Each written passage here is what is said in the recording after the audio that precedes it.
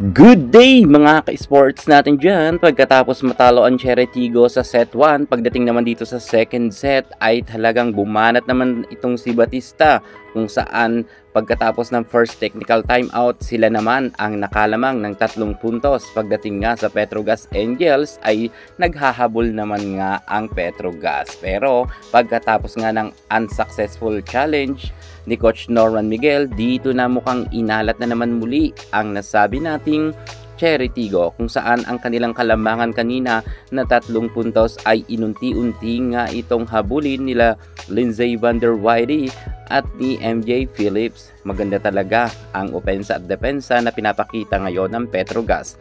Gayunpaman, lamang pa ng 1 puntos ang Cheritigo at gusto nga nilang mapanatili ito para makuha naman nila ang second set at magkaroon nga sila ng kumpiyansa, kasi mahirap talagang habulin ang Petrogas Angels kung sila nga ang nakalamang. 1 puntos na lang yan, at dahil nga yan sa mga error din ng Cheritigo, malakas rin kasi talaga itong si Lindsay Van der Weide.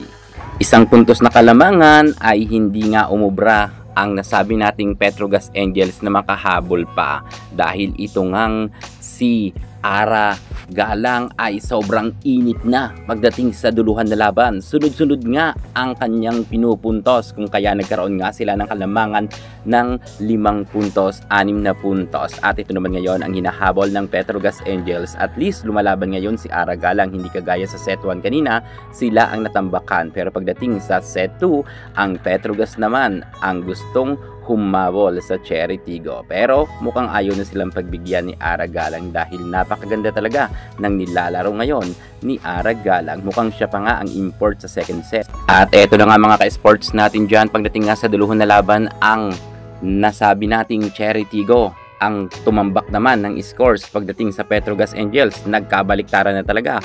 Ito na ang sinasabi ng mga karamihan ng mga netizen na bilog ang bola. Kahit gaano kalakas ang Petrogas Angels, kapag inabot ni rin sila ng pagkaalat sa loob ng court ay hindi talaga sila makakahabol, dahil si Ara Galang talaga ay super duper napakalakas na nga. Sana ay magtuloy-tuloy nga ito para maipanalo nila ang laban. Pero sa second set, nakalusot naman sila. Congratulations, Cherry!